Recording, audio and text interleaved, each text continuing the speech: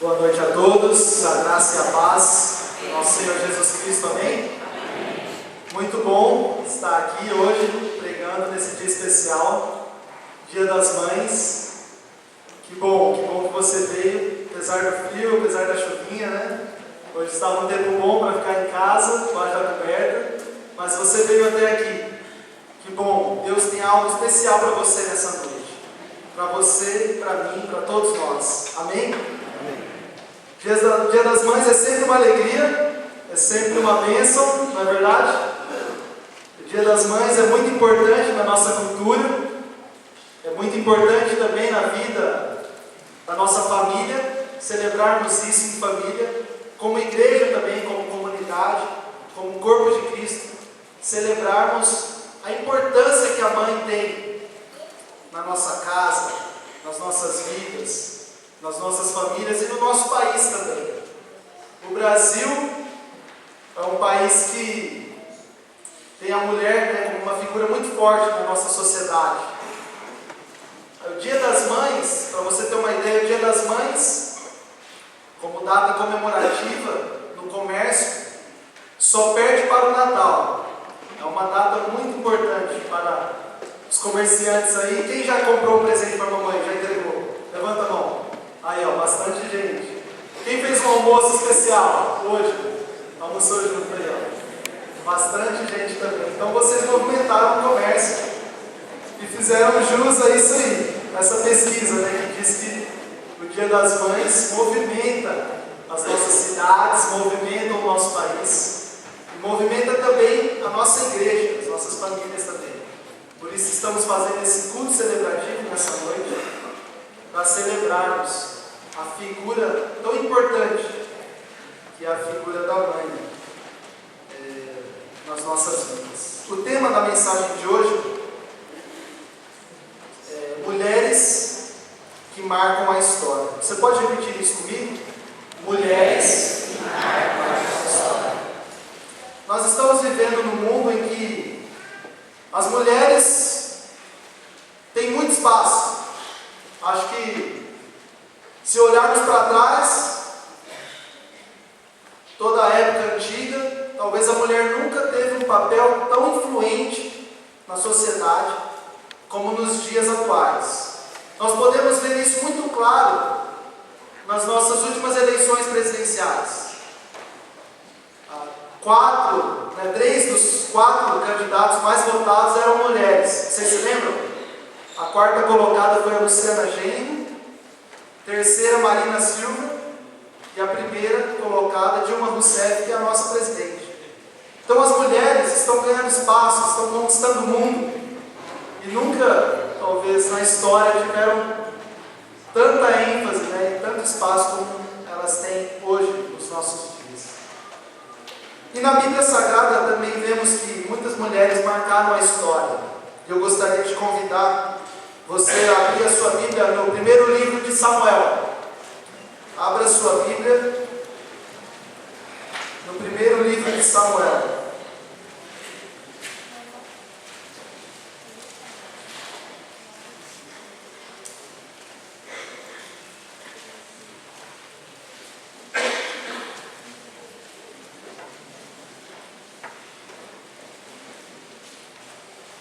Capítulo 1, dos versos 9 ao 20.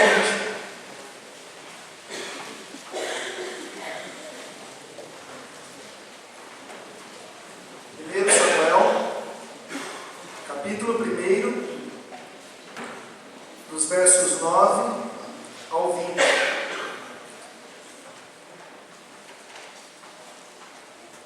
Mulheres que marcam a história. Essa é uma delas. Vamos conhecer um pouco mais sobre essa mulher chamada Ana. Então, 1 Samuel, capítulo 1, dos versos 9 ao 20. A palavra de Deus diz assim: certa vez, quando terminou de comer e beber em Siló, estando o sacerdote ali sentado numa cadeira, junto à entrada do santuário do Senhor, Ana se levantou e com a alma amargurada chorou muito e orou ao Senhor. voto dizendo: ó Senhor dos exércitos, se tu deres atenção à humilhação de tua serva, te lembrares de mim, não te esqueceres de tua serva, mas lhe deres um filho, então eu o dedicarei ao Senhor por todos os dias de sua vida, e o seu cabelo e a sua barba nunca serão cortados. Enquanto ela continuava a orar diante do Senhor, Eli observava a sua boca. Como Ana orava silenciosamente, seus lábios se mexiam, mas não se ouvia sua voz. Então Eli pensou que ela estivesse embriagada e lhe disse: até quando você continuará embriagada? Abandone o vinho. Ana respondeu: não se trata disso, meu senhor. Sou uma mulher muito angustiada, não bebi vinho nem bebida fermentada. Eu estava derramando a minha alma diante do Senhor. Não julgues a tua serva, uma mulher vadia. Estou orando aqui até agora por causa da minha grande angústia e tristeza. Eli respondeu: vá em paz, e que o Deus de Israel lhe conceda o que você pediu. Ela disse: espero que sejas benevolente para com a tua serva. Então ela seguiu seu caminho, comeu, e o seu rosto já não estava mais abatido. Na manhã seguinte, eles se levantaram e adoraram ao Senhor. Então voltaram para casa, em Ramá. Eucana teve relações com a sua mulher Ana, e o Senhor se lembrou dela. Assim Ana engravidou, e no devido tempo deu à luz um filho, e deu-lhe o nome de Samuel, dizendo: eu o pedi ao Senhor. Vamos orar mais uma vez? Abaixe a sua cabeça, feche os seus olhos. Senhor Deus, obrigado pela tua palavra, tua santa palavra. Senhor Deus, fale a nós nessa noite. Queremos ouvir com clareza o que o Senhor quer das nossas vidas, o que o Senhor quer da nossa igreja, que tipo de mulher o Senhor quer levantar entre nós, que tipo de homens o Senhor também quer levantar entre nós. Fale ao nosso coração, Pai. O Senhor sabe do nosso desejo e do nosso amor pelo Senhor. E é nesse desejo, nesse amor que eu oro. Em nome de Jesus. Amém. Ana era casada com Eucana. Eucana também tinha outra mulher chamada Penina, com quem tinha 10 filhos.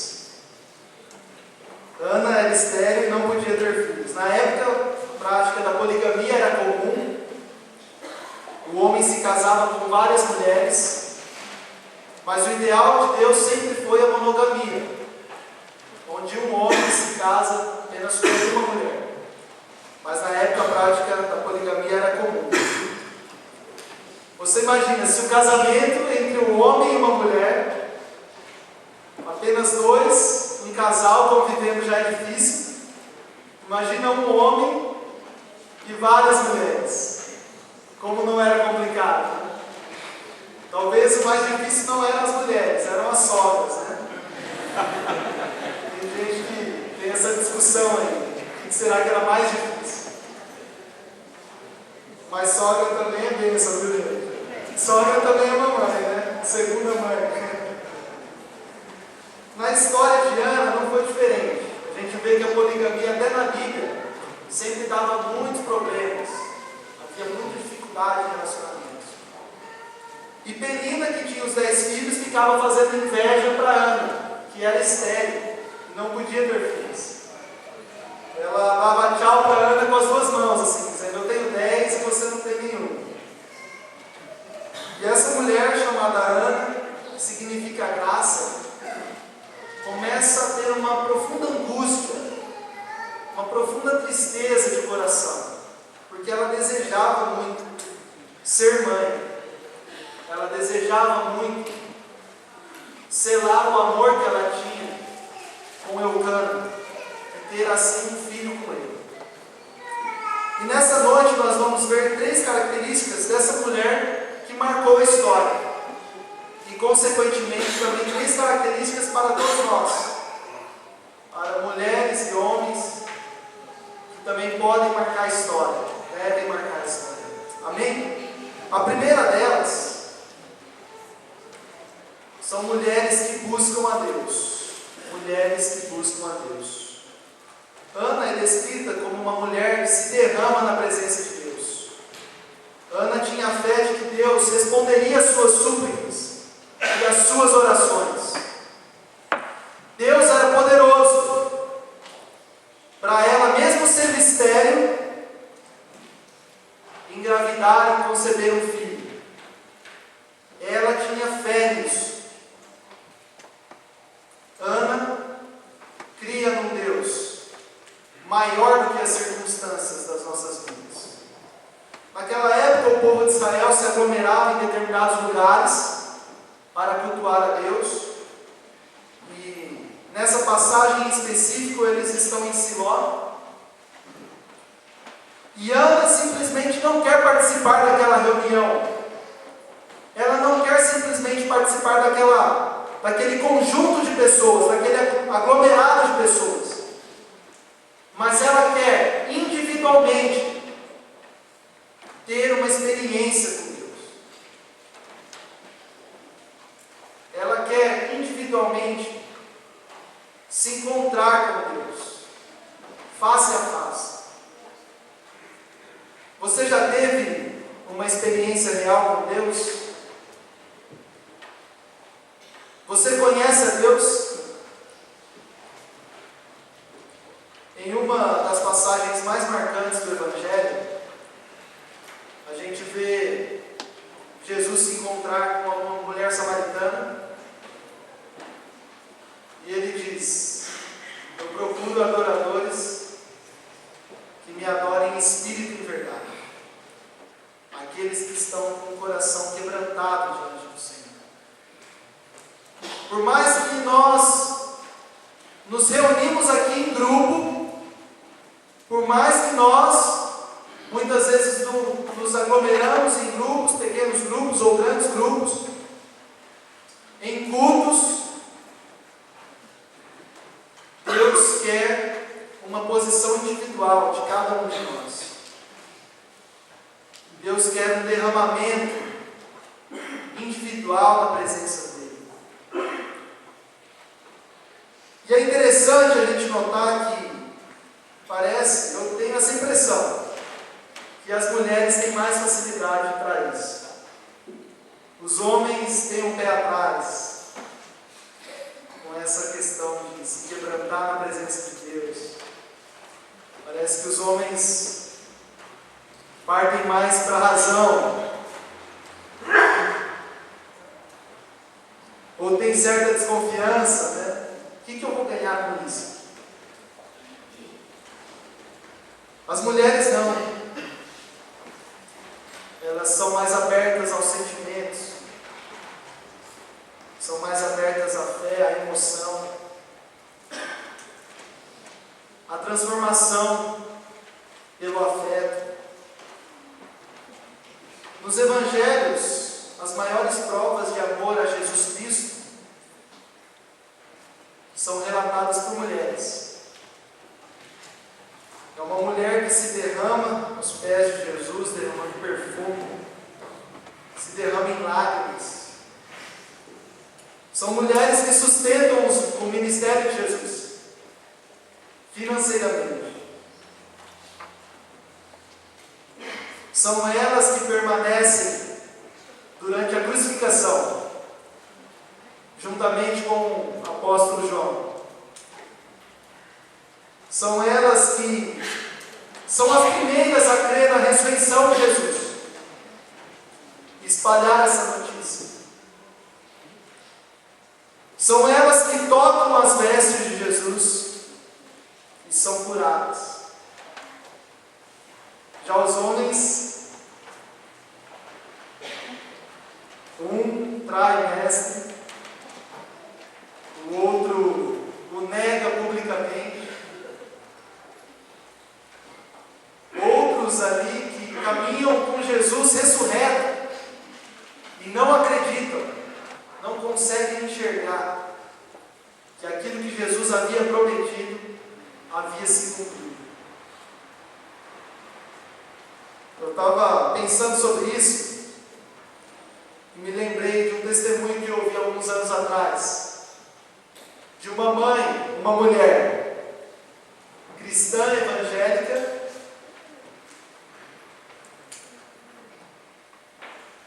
da cidade do Rio de Janeiro, e um de seus filhos, traficante, distante dos caminhos do Senhor. E essa mulher fez um propósito: eu vou orar pelo meu filho todos os dias, não vou me cansar. E ela orava, jejuava por esse filho perdido. E o filho não queria nem saber, traficando, usando drogas, cada vez mais ganhando posição dentro do crime. Até que um dia, num tiroteio, ele é atingido e vai hospitalizado, perigo de morrer ali. E em um dos momentos, quando ele estava inconsciente ali na dimensão espiritual, vem uma voz que diz assim: você vai ter uma segunda chance, por causa das orações da sua mãe. E ele então é reanimado, ele volta à vida, e ele se torna um pastor. E hoje lá no Rio de Janeiro, na favela, com certeza deve estar pregando o Evangelho, deve estar clamando os quatro cantos: Jesus o Salvador me resgatou, graças às orações da minha mãe, que perseverou, orou com insistência, até o dia que Jesus me alcançou. Mulheres que marcam a história são mulheres que buscam a Deus, pois elas sabem que nada é grande demais que Deus não possa solucionar, e nada é pequeno demais que Deus não possa se importar. Essa é a história de Ana, que vai até o encontro de Deus, se derrama em lágrimas, mesmo sabendo que naturalmente ela não poderia ter filhos, mas ela quer ter uma experiência real com Deus e acredita no seu poder. Amém? A segunda característica são mulheres que não se corrompem na sociedade. Por que será que o sacerdote Eli pergunta se Ana está embriagada? Por que será que ele pede para ela abandonar o vinho? Você se fez essa pergunta quando leu o texto? A resposta é muito simples. Porque havia algumas pessoas que participavam dessas festas, eles estavam presentes nos cultos, nos rituais, mas eles se embriagavam. Eles perdiam completamente o foco do que Deus tinha para a vida deles, naqueles encontros. Perdiam completamente o foco do que eles estavam fazendo ali, naquela reunião. Semelhante àquela época, o álcool, nos nossos dias, também é um grande mal na nossa sociedade. Se você andar pela nossa cidade, ir em alguns barzinhos, algumas festinhas, você vai ver muitas pessoas se embriagando, consumindo bebida alcoólica. Muitas vezes até adolescentes novos, de 14, 15, 16 anos, hoje é normal na nossa sociedade. Está aí nos comerciais, né? Estamos sendo bombardeados por isso. É bonito.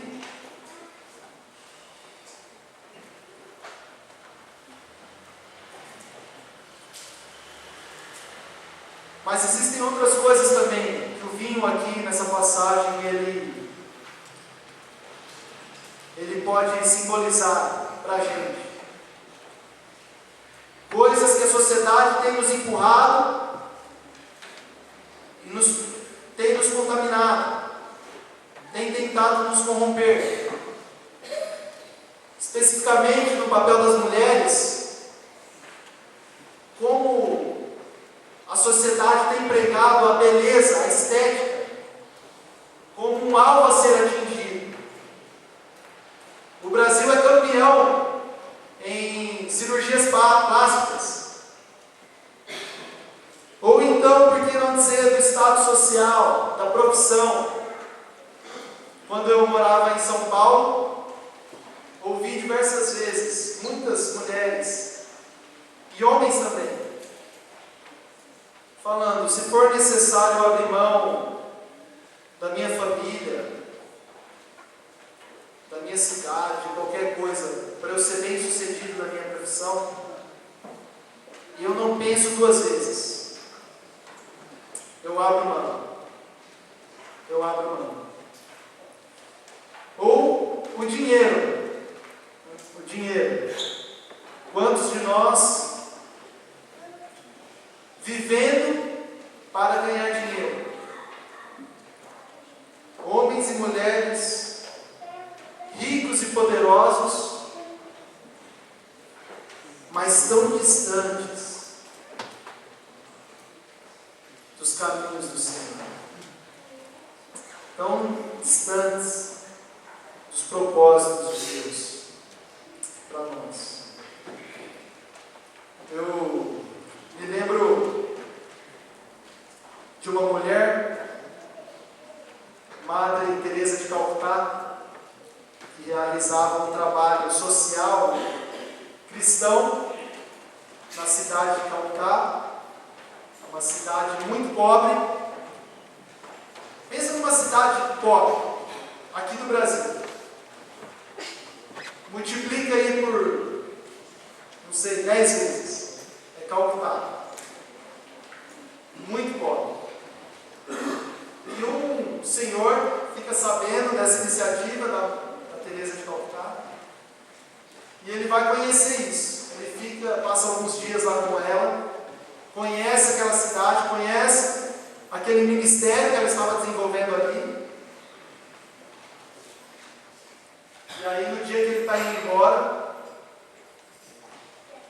ele fala para a Madre Teresa de Calcutá: nem por todo o dinheiro do mundo eu viveria num lugar como esse. Ela então olha para ele e diz assim: nem eu. Nem eu. Não é por dinheiro. Não tem nada a ver com dinheiro. A sociedade tenta imprimir na nossa mente um modelo de comportamento. Mas em Jesus Cristo nós temos a nossa mente transformada. Amém? Nós conseguimos olhar à nossa volta e ver quais são os caminhos de perdição e quais são os caminhos de salvação para nós. As mulheres que marcam a história são mulheres que não se corrompem na sociedade em que vivem, pois elas sabem de tudo que devem guardar. Guarda, pois, o coração, pois é dele que procedem as fontes da vida. Amém? Terceira e última característica de mulheres que marcam a história são mulheres que são mães. Ana tinha o sonho de ser mãe. Na época do Antigo Testamento, uma mulher virtuosa e abençoada e feliz era uma mulher que tinha muitos filhos. Infelizmente, na nossa sociedade atual, a procriação deixou de ser uma bênção, deixou de ser um alvo a ser alcançado, deixou de ser um objetivo de vida. Hoje pela manhã, enquanto meditávamos, vimos que a paternidade ou a maternidade está no quarto lugar das prioridades dos homens e das mulheres hoje em dia, principalmente da mulher. A Bíblia diz que os filhos são herança do Senhor. O que na verdade importa são os filhos. O que na verdade importa é a gente deixar um legado, prezar pela continuidade da vida. É nesse processo de gerar novos seres humanos que homem e mulher é honrado e glorifica a Deus. Eu tive a oportunidade de morar nos Estados Unidos, fazer intercâmbio. Quando eu estava na época do colegial, no último ano, eu fiz o intercâmbio do high school, fui morar nos Estados Unidos. E todo mundo que faz esse programa, vocês devem saber disso, fica hospedado na casa de uma família, lá nos Estados Unidos, uma família nativa. E comigo não foi diferente. Peguei aqui o avião, desembarquei lá nos Estados Unidos, fui encontrar com a minha família americana. Chegando lá, o meu pai, um homem alto, bem branquinho, loiro, e minha mãe, morena, pele branca, cabelo escuro, e os filhos, dois dos filhos, japonesinhos. Aí eu olhei e falei, tem alguma coisa esquisita aqui, né? Mas como eu não sabia falar muito, eu falei, não vou nem perguntar, vai que eu me enrolo aqui na hora de falar. E fiquei na minha. Depois de um tempo, eu fui percebendo, né, e conversando com eles, que eles tinham adotado aquelas duas crianças. Eram os dois filhos mais velhos. A Melissa, que era minha mãe americana, ela tinha muita dificuldade em ter filhos. Ela não era estéril, mas ela tinha muita dificuldade. E ela queria ser mãe. Ela tinha esse desejo, esse sonho. Então, conversando com o Ron, que era o pai, eles decidem adotar duas crianças. Mas eles pensam mais além. Eles não adotam duas crianças dos Estados Unidos. Eles fazem todo o processo jurídico e burocrático. Para adotar uma criança é muito difícil, vocês sabem que são muitos papéis que tem que ser visto, deixar tudo certinho. E eles vão até o Vietnã para adotar essas duas crianças. Crianças essas que talvez não teriam futuro nenhum lá no Vietnã. E eles me mostravam as fotos da época em que foram lá adotar essas duas crianças. E um lugar extremamente pobre, sem nenhumas condições para uma criança crescer e ser educada. E a Melissa me dizia que uma das razões que eles foram até o Vietnã para adotar essas duas crianças era porque elas queriam dar uma oportunidade que elas jamais teriam no Vietnã, que era de ter uma família, que era de ter um lar, que era de ter uma educação de qualidade e principalmente a oportunidade de conhecer a Cristo, de conhecer a Cristo. Eles eram uma família cristã e era muito legal.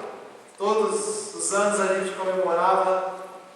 Eles na verdade faziam até inveja do outro, né? Porque tinha o dia da adoção e o dia do aniversário. O filho natural, que era o mais novinho, só tinha o aniversário. Mas que coisa extraordinária! Aquilo impactou muito a minha vida. Aquilo impactou muito a minha vida. A relação de amor entre pais e filhos é o que mais nos aproxima de Deus. A relação de amor entre pais e filhos é o que mais nos aproxima de Deus. É a maior atitude de amar alguém, como o pastor William falou aqui no início do nosso culto, um trabalho que não é remunerado. Precisa ter várias habilidades de culinária, conhecimentos da medicina. Quem é o louco de aceitar isso? É só por amor. Só por amor. Existem mães que não são biológicas também. Esse testemunho da Melissa, da minha mãe americana, revela isso. Mas são mães do coração. Existem mães que são mães do coração. Quem são os seus filhos?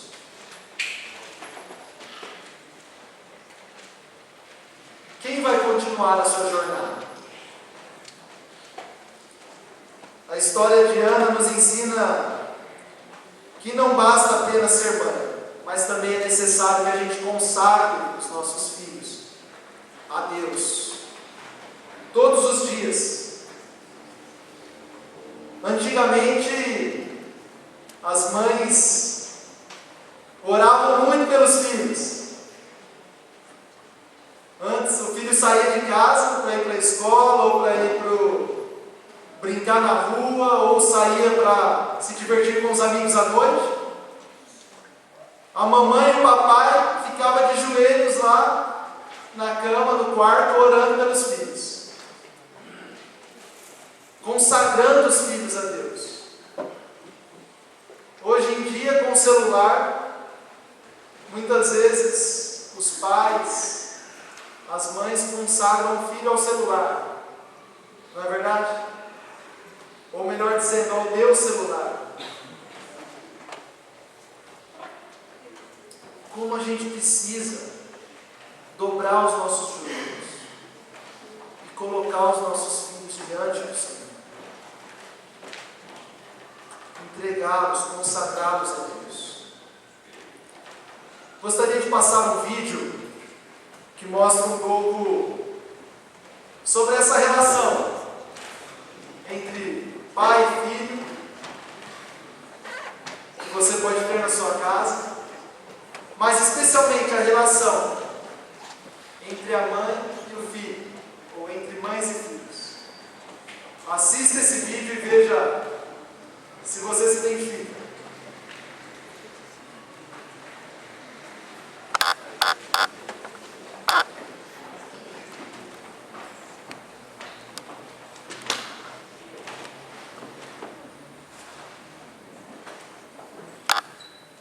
A gente vê TV, só pra ter um pouquinho de sossego. Mãe.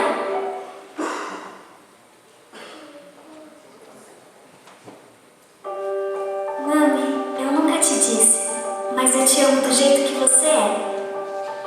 Eu amo quando você deixa a gente ver TV, só pra ter um pouquinho de sossego.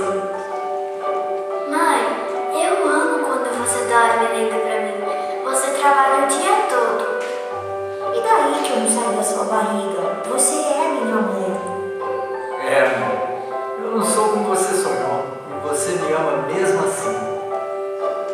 Não fica triste por ter perdido a minha apresentação, mãe.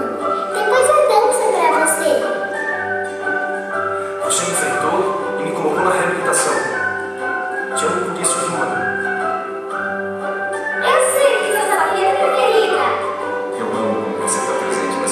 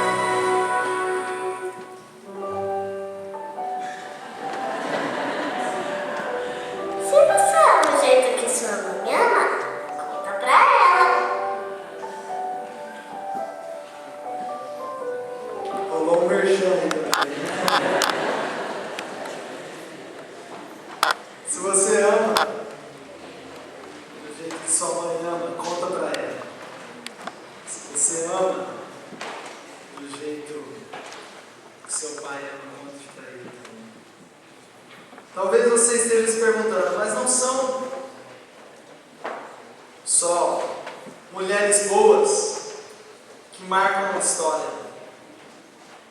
Muitas vezes, mulheres ruins também marcam a história, de uma forma negativa, mas marcam a história.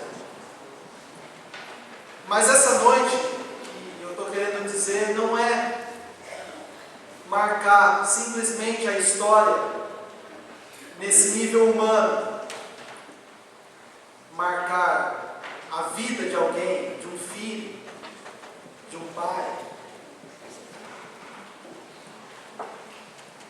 mas também marcar de uma outra forma. Abra sua Bíblia no livro de Hebreus.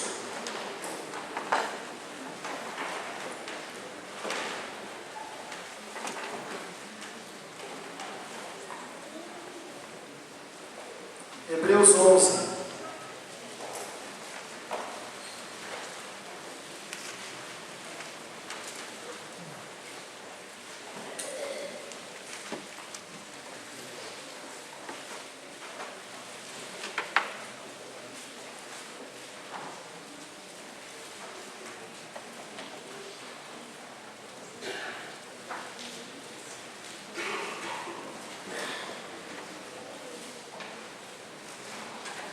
Livro de Hebreus, capítulo 11.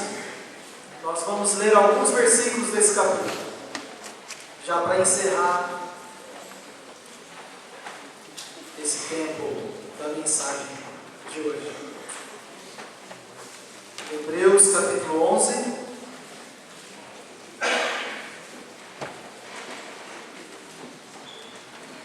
Acompanhe comigo a leitura. Esse capítulo muito conhecido são os heróis da fé. Traz alguns nomes importantes da nossa história. Eu vou ler o primeiro verso até o terceiro. Ora, a fé é a certeza daquilo que esperamos e a prova das coisas que não vemos. Pois foi por meio dela que os antigos receberam um bom testemunho. Pela fé, entendemos que o universo foi formado pela palavra de Deus, de modo que o que se vê não foi feito do que é visível. Vamos agora ao 11 e 12. Pela fé, Abraão e também a própria Sara, apesar de estéril e avançada em idade, recebeu poder para gerar um filho, porque considerou fiel aquele que havia feito a promessa. Assim, daquele homem, já sem vitalidade, originaram-se descendentes tão numerosos como as estrelas do céu e tão intocáveis como a areia da praia do mar. Vamos ler agora o versículo 31 do capítulo 11. Pela fé, a prostituta Raabe, por ter acolhido os espiões, não foi morta com os que haviam sido desobedientes. Agora o 35. Houve mulheres que pela ressurreição tiveram de volta os seus mortos. E vamos ler também, para finalizar, o capítulo 12, do 1 ao 3. Portanto, também nós, uma vez que estamos rodeados por tão grande nuvem de testemunhas, livremos de tudo o que nos atrapalha, de todo o pecado que nos envolve, e corramos com perseverança a corrida que nos é proposta, tendo os olhos fitos em Jesus, autor e consumador da nossa fé. Ele, pela alegria que lhe fora proposta, suportou a cruz, desprezando a vergonha, e assentou-se à direita do trono de Deus. Pensem bem naquele que suportou tal oposição dos pecadores contra si mesmo, para que vocês não se cansem nem se desanimem. O desafio para mim e para você nessa noite é que a gente também esteja nessa lista. A lista daqueles que marcaram a história da fé cristã. O capítulo diz que são homens e mulheres dos quais o mundo não era digno. Homens e mulheres dos quais o mundo não era digno. Olhem para mim aqui. Tudo que a gente faz aqui e agora ecoa na eternidade. Ecoa na eternidade. Que nas nossas relações familiares a gente possa ter isso enraizado. E a semelhança de Cristo, que nos amou, e Ele nos amando, amou até o fim, que a gente também possa perseverar nesse amor e sermos pessoas que vão marcar a história. Amém? Para encerrar, eu gostaria de convidar todas as mães que viessem aqui à frente, para a gente ter um momento de oração. Todas as mamães, venham para cá. Você que ainda não é mãe, mas você se encontra naquele grupo que diz assim: eu estou tentando. Vem para cá também. Deus vai fazer um milagre hoje.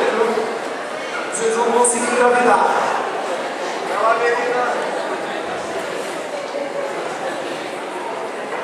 Todas as... Pode vir bem encostado aqui para caber todo mundo.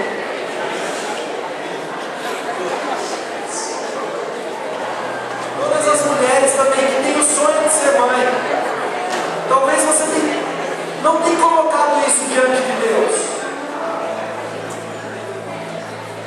Vem para cá, vamos colocar isso diante de Deus nessa noite. Você que ainda não tem namorado, você que nem pensa ainda em casar, vem aqui para frente também, vamos orar. Vamos desde agora consagrar a sua vida, o seu lar a Deus, consagrar os seus filhos. Amém? Gostaria de pedir que o pastor Evandro pudesse nos dirigir em oração. Estava pensando que o milagre, a bênção de Ana, se chamou, como é que era o nome da bênção que Deus deu para ela? Samuel. Eu não sei qual é o nome da bênção que você precisa, que você vai receber, quando vai. Mas a nossa função, a sua função, dos homens, você homem, você que está aí, né? Marido, filho, a nossa tarefa é fazer o que Ana fez: ir para o altar do Senhor e abrir, como ouvimos, derramar o coração. Essa é a nossa parte. Quem vai dar o Samuel não é o sacerdote Eli, não é o marido. O marido ajuda, né? Nesse caso, o marido tem que estar presente, né? Mas quem faz gerar a vida é o Senhor, não é? Talvez o seu Samuel seja a saúde de um neto, um parente, um sobrinho que está nas drogas. Talvez seja o seu casamento. Talvez seja uma depressão que está querendo te empurrar para o buraco, não é? Te jogar lá para baixo. Não sei o que é. Nós não sabemos, mas Deus conhece, né? Talvez seja o Mateuzinho lá que está internado já há quase um mês, não é? Talvez seja alguma coisa muito particular, não é? Uma criança que está aí para ser adotada, né? Não sei o que é, mas a gente não precisa saber, né? Essa aqui é a coisa boa, que Deus sabe. O Deus da Ana, o Deus do Samuel, Deus sabe. E quando a bênção vem para nós, você marido, você homem, quando Deus dá uma bênção, Ele quer usar para os outros, não é só para você ser feliz. Se é um carro, uma casa, um trabalho, um filho, um neto, a saúde, como Samuel foi usado, grande reformador espiritual da nação de Israel. Uma história maravilhosa, que Deus usou uma mulher que chorou lá no templo. Vamos orar então, né? Vamos orar. Pedir que quem está aí nos bancos se coloque em pé. Vamos orar juntos, vamos nos consagrar ao Senhor. Hoje é noite desta entrega. Como nós ouvimos, derramar o nosso coração na presença de Deus. Derramar o nosso coração. Qual é a razão? Deus sabe. Qual é a nossa tarefa? Crer, entregar, esperar. Aleluia.